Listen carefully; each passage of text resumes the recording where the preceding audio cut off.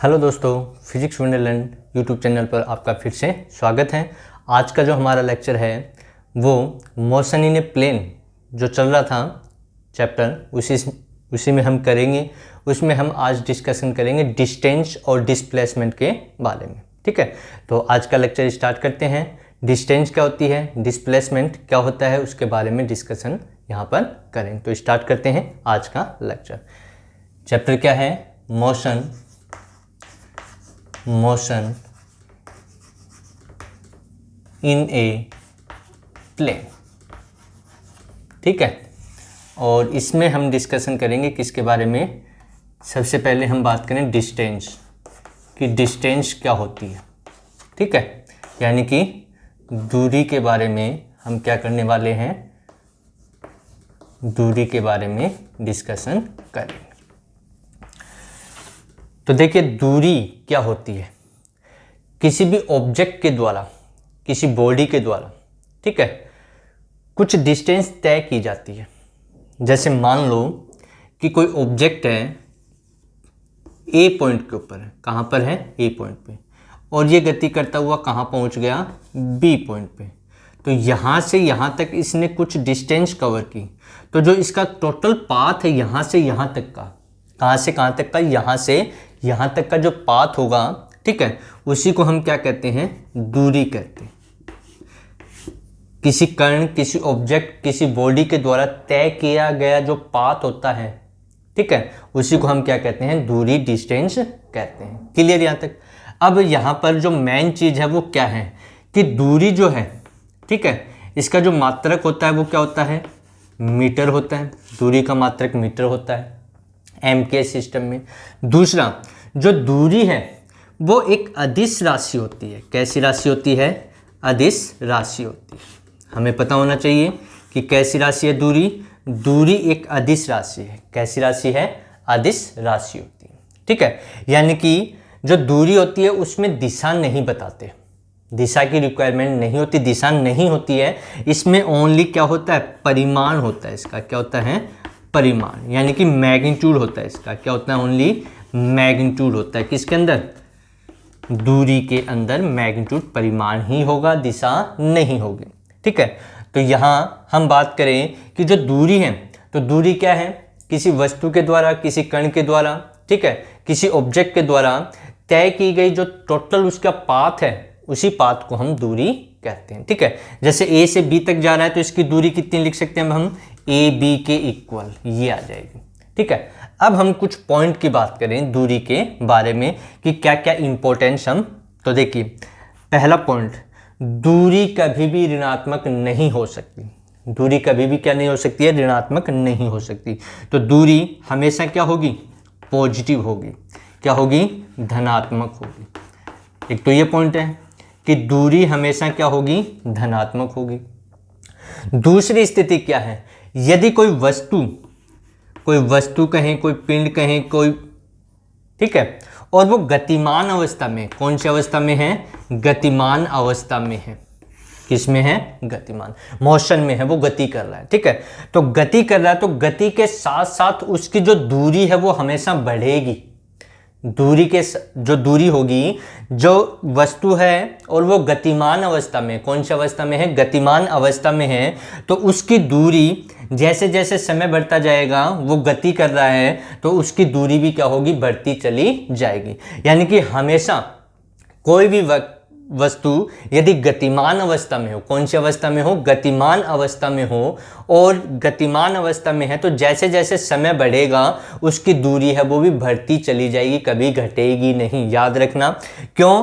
क्योंकि दूरी हमेशा क्या होती है? धनात्मक होती है। ठीक है, तो यानी कि जब वस्तु यहाँ से, मान लो यहाँ से उसने गति की, शुरू की, और गति करते हुए यहाँ पहुँचा, फिर यहाँ ऐसे इस प्रकार से वो गति करता हुआ ऐसे चल रहा वो, ठीक है, यहाँ गति करता हुआ पहुँच रहा है इसी प्रकार से, तो यहाँ से यहाँ तक जाने में समय लगेगा, यहाँ से यहाँ तक भी जाने में क्या लगेगा? समय। यहाँ इस प्रकार से, तो यहाँ से समय जैसे जैसे बढ़ रहा है वैसे वैसे उस व्यक्ति की या उस वस्तु की दूरी के मान में क्या हो रही है? वृद्धि हो रही है। कहने का मतलब समय के साथ में हमेशा समय, यदि वस्तु गतिमान अवस्था में, कौन सी अवस्था में? रेस्ट में होगी, तब तो वो गति नहीं कर रही, जैसे यहाँ पर कोई ऑब्जेक्ट रखा, मान लो ये हमने मान लिया कोई पॉइंट है, यहाँ पर कोई वस्तु रखी हुई है, ठीक है, ये गतिमान नहीं है, यहीं पर रखी हुई है, तो इसकी दूरी कहाँ होगी, क्योंकि गति नहीं करेगी। लेकिन यदि गति करेगी, वस्तु गति करेगी और गति करेगी तो समय जैसे जैसे बढ़ता जाएगा वैसे वैसे हमेशा उसकी दूरी क्या होती जाएगी, बढ़ती चली जाएगी, ठीक है। तो दूरी के लिए ये चीज़ें हमें याद होनी चाहिए। तो यानी कि दूरी है वो क्या नहीं हो सकती, दूरी ऋणात्मक नहीं हो सकती, दूरी हमेशा क्या होगी, धनात्मक होगी। तो दूरी धनात्मक होगी तो इसका मान हमेशा किससे ज़्यादा आएगा, 0 से ज़्यादा आएगा, ठीक है। एक कंडीशन तो ये है कि दूरी का मान हमेशा किससे ज़्यादा आएगा, 0 से ज़्यादा रहेगा कोई भी वस्तु यदि गतिमान अवस्था में, ठीक है। दूसरा, दूरी का मान हम लिखें तो दूरी जो है वो ऐसे नहीं मिलेगी, ये कंडीशन हमें देखने को नहीं मिलेगी, क्योंकि यदि ऐसा हो जाएगा तो दूरी ऋणात्मक हो जाएगी, क्योंकि इसका दूरी का मान किससे कम है, 0 से कम है, यानी कि जो डिस्टेंस है वो लेस देन 0 है, ठीक है। तो डिस्टेंस लेस देन 0 नहीं हो सकती, यदि ऐसा हो जाएगा तो नेगेटिव वैल्यू आएगी। और हमने कहा कि दूरी हमेशा, जो डिस्टेंस है वो हमेशा क्या होती है, पॉजिटिव होती है, धनात्मक मिलती है, ठीक है। तो इसलिए दूरी हमेशा 0 से ज़्यादा ही होगी, कम नहीं होगी। ये चीज़ मेन है, इसमें ध्यान रखने वाली, ठीक है। अब यहाँ पर दूरी की हम बात करें, दूरी का मात्रक हमने पढ़ा कैसी राशि है, एक अदिश राशि है, इसका मात्रक m के सिस्टम में मीटर होता है, ठीक है। दूरी कण के द्वारा या वस्तु के द्वारा तय किया गया जो पथ होता है उसी को हम दूरी कहते हैं। हमने पढ़ा कि यदि कोई वस्तु गतिमान अवस्था में है तो समय के साथ साथ उसकी दूरी हमेशा क्या होगी, बढ़ती चली जाएगी, घटेगी नहीं, ठीक है। अब हम बात करें विस्थापन की, ये तो दूरी के बारे में हमने पढ़ा। अब हम किसके बारे में बात करेंगे, अब हम बात करेंगे विस्थापन के बारे में कि डिस्प्लेसमेंट विस्थापन क्या होता है। फिर इन दोनों की तुलना हम करेंगे, कुछ प्रॉब्लम भी हम यहाँ पर क्या करेंगे, सॉल्व करेंगे, जिससे हमें और अच्छे से ये चीज़ क्लियर हो जाए, ठीक है। तो अब हम बात करते हैं विस्थापन। वैसे दोनों में ज़्यादा डिफरेंस देखने को मिलता नहीं है, लेकिन जब प्रॉब्लम आती है तब की दिक्कत हो जाती है, प्रॉब्लम हो ही जाती है उस समय, ठीक है।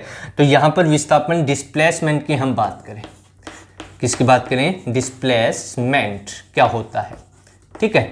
इसका जो मात्रक है वो दूरी के मात्रक के बराबर ही होता है, यानी कि दूरी का और विस्थापन का मात्रक वो सेम होता है, लेकिन दोनों में अंतर क्या है, डिफरेंस क्या है। तो सबसे पहले तो हम बात करें कि जो विस्थापन है वो एक सदिश राशि है। कैसी राशि है, सदिश, ठीक है। हम पढ़ेंगे, सदिश भी पढ़ेंगे, बाकी आपको पढ़ना है तो 11th वाला टॉपिक है उसमें सदिश चल रहा है, तो फिजिक्स वंडरलैंड वेक्टर्स के नाम से आप सर्च कर सकते हैं। तो एक कैसी राशि है, डिस्प्लेसमेंट, सदिश राशि है, ठीक है। और यहाँ पर इसको कहा कैसे जाएगा कि डिस्प्लेसमेंट है, विस्थापन क्या होता है। तो किसी कण के द्वारा, किसके द्वारा, कण के द्वारा, कण के द्वारा तय किए गए न्यूनतम पथ को, तय किए गए न्यूनतम पथ को क्या कहते हैं, विस्थापन कहते हैं। क्या कहते हैं, विस्थापन कहते हैं, ठीक है।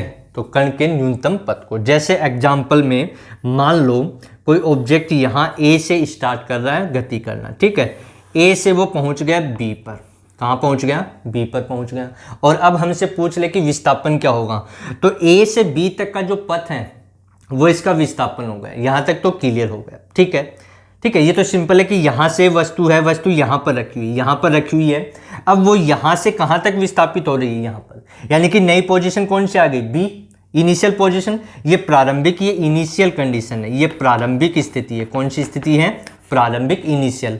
और ये कौन सी कंडीशन है, फाइनल पोजीशन, ये फाइनल है। तो इनिशियल और फाइनल के बीच का जो गैप होता है, जो पथ होता है, उसी को हम क्या कहते हैं, विस्थापन कहते हैं, ठीक है। अब हम यहां पर सदिश राशि होने के कारण मान लो कि वस्तु ए से बी गई, कहां से कहां गई, ए से बी। इस स्थिति में इसका जो विस्थापन लिखा जाएगा, क्या लिखा जाएगा, विस्थापन लिखा जाएगा, वो क्या होगा, ए बी हो जाएगा, ठीक है। क्या हो जाएगा, ए बी। लेकिन यदि मान लो वस्तु ए से बी पर गई, अब वो बी से यहां इस पॉइंट पे आ गई, ये पॉइंट नाम दे दिया हमने सी। क्या पॉइंट दे दिया, सी पॉइंट। यानी कि इनिशियल पोजीशन ए है, ए से पहले वस्तु कहाँ गई, बी पर गई, और बी से कहाँ गई, फिर सी पे आ गई। पहले ऐसे चली, ठीक है, फिर ऐसे आ रही है, वो दिशा विपरीत हो रही है। दिशा विपरीत हो कोई बात नहीं, वो बाद में हम डिस्कशन कर लेंगे।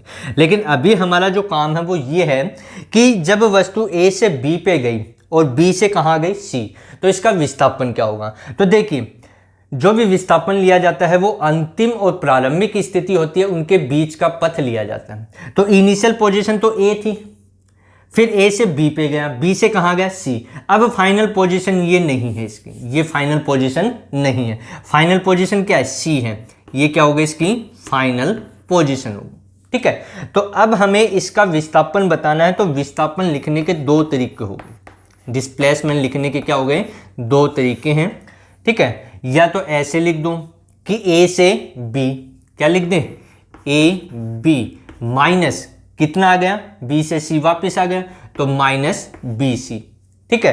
तो ए बी में से मैंने बी सी घटाया, तो इसको ऐसा भी लिख सकते हैं, ए से सी तक का पथ, यानी कि कहाँ से यहाँ तक का।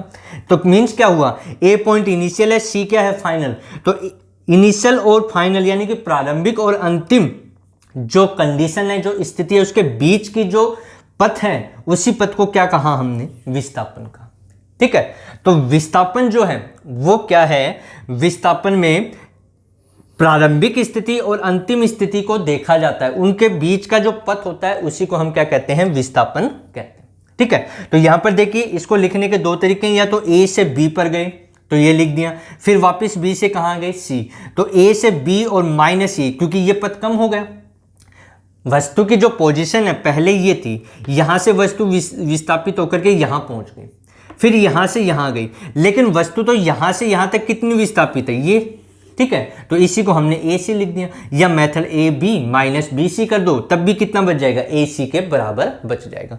तो न्यूनतम पथ जो होगा, यहां पर न्यूनतम पथ कौन सा, यहां से यहां तक का, भाई यहां से यहां तक गया वो, फिर वापस यहां से यहां गया, लेकिन उसका पथ तो यही रहा, ये प्रारंभिक इनिशियल कंडीशन और ये फाइनल। तो इन दोनों के बीच की जो डिस्टेंस होगी, ठीक है, या जो पथ होगा, उसी को हम क्या कहेंगे, विस्थापन कहेंगे। तो यहां से एक चीज हमें देखने को मिली, क्या मिली, कि हमने जब ये पढ़ रहे हैं तो हमें ये देखने को मिला कि विस्थापन है वो यदि वापस वस्तु आ रही है, क्या हो रही है, वापस आ रही है वस्तु, तो उसके मान में कमी भी आ रही है, यानी कि दिशा का यहाँ पर बोध हो रहा है, दिशा का फर्क पड़ रहा है। तभी तो हमने कहा कैसी राशि है, एक सदिश राशि है। कैसी राशि है, सदिश राशि है।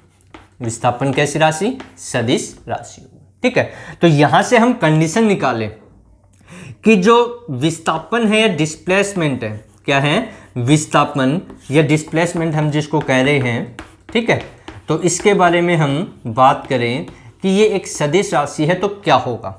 तो विस्थापन सदिश राशि होने के कारण इसका जो मान है वो पॉजिटिव हो सकता है, ठीक। दूसरा क्या है, नेगेटिव हो सकता है विस्थापन, ऋणात्मक भी हो सकता है, धनात्मक भी, और नेगेटिव पॉजिटिव होने के कारण ये शून्य भी हो सकता है, यानी कि जीरो भी हो सकता है। यदि वस्तु गतिमान अवस्था में भी हो, ठीक है, कौन सी अवस्था में हो, गतिमान अवस्था में हो, तो उसका समय के साथ विस्थापन बढ़ भी सकता है, उसका समय के साथ घट भी सकता है, और जीरो भी हो सकता है, जबकि दूरी में ऐसा नहीं था, ठीक है। तो विस्थापन के लिए क्या है कि जो विस्थापन है वो पॉजिटिव, नेगेटिव और जीरो हो सकता है, यानी कि धनात्मक, ऋणात्मक और शून्य हो सकता है, ठीक है। अब हम बात करें कि जो विस्थापन और दूरी है उनमें हम तुलना करें, क्या करें, तुलना करें, कंपेयर करें, तो हमें जो रिजल्ट देखने को मिलेगा वो इस प्रकार से देखने को मिलेगा। एक एग्जाम्पल हम यहाँ पर लेते हैं जिससे अच्छे से क्लियर हो जाए। मान लो कोई ऑब्जेक्ट है ए पॉइंट पर, ये ए से मान लो बी पे गया, इसकी ये प्रारंभिक स्थिति हो गई, ये अंतिम स्थिति हो गई, ठीक है। ए से कहाँ जा रहा है, बी पर जा रहा है गति करता हुआ, ठीक है, चला गया। तो हमें पूछा गया कि इसकी जो दूरी है वो क्या होगी, डिस्टेंस कितनी है, यानी कि क्या, डिस्टेंस बताइए इसकी कितनी होगी, और दूसरा पूछा गया विस्थापन कितना होगा इसका, क्या पूछ लिया गया, विस्थापन, यानी कि डिस्प्लेसमेंट कितना है वो हमें बताना है, ठीक है।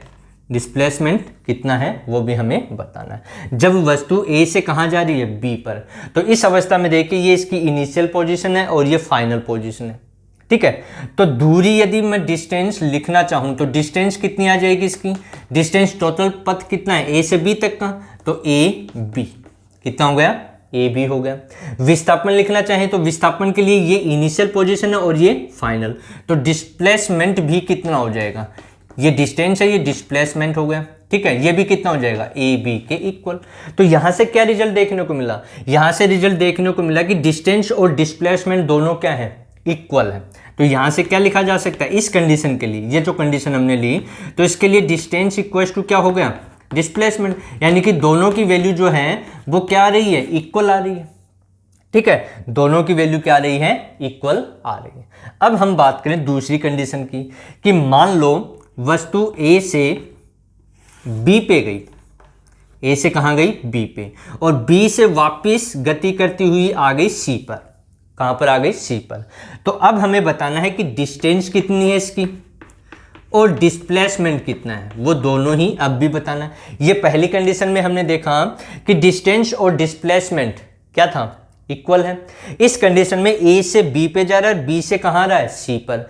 तो यहां पर कण के द्वारा तय किया गया कुल पथ कितना है, ए से बी और फिर बी से सी।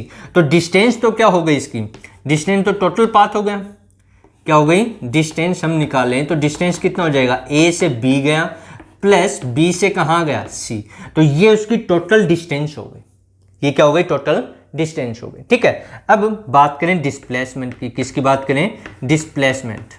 तो डिस्प्लेसमेंट कितना होगा, अभी इसका एग्जांपल दिया भी था, ठीक है। तो देखिए ए से बी गया, बी से सी गया, तो इसकी प्रारंभिक स्थिति कौन सी, इनिशियल पोजीशन ए है और फाइनल कौन सी है, सी है।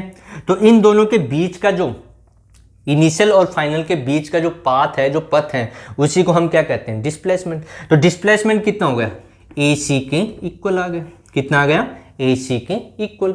तो अब देखिए डिस्टेंस ज़्यादा है या डिस्प्लेसमेंट, तो यहां से हमें देखने को मिल रहा है कि डिस्टेंस ए से बी प्लस बी से सी, यानी कि यहां फिर यहां पर आए, ठीक है, जबकि डिस्प्लेसमेंट यहां से यहां तक है। तो इसका मतलब ये हुआ कि इस एग्जाम्पल में जो हमने लिया, इसमें हम कह सकते हैं कि डिस्टेंस जो है, क्या है, डिस्टेंस जो दूरी है वो डिस्प्लेसमेंट से क्या है, ज़्यादा है, क्या है, डिस्प्लेसमेंट से ज़्यादा है, ठीक है। जो दूरी है वो विस्थापन से क्या है, ज़्यादा है, ठीक है, जबकि यहां पर दोनों इक्वल है। तो क्या ऐसा भी हो सकता है कि डिस्टेंस है वो डिस्प्लेसमेंट से कम हो सकती है, कभी नहीं हो सकता।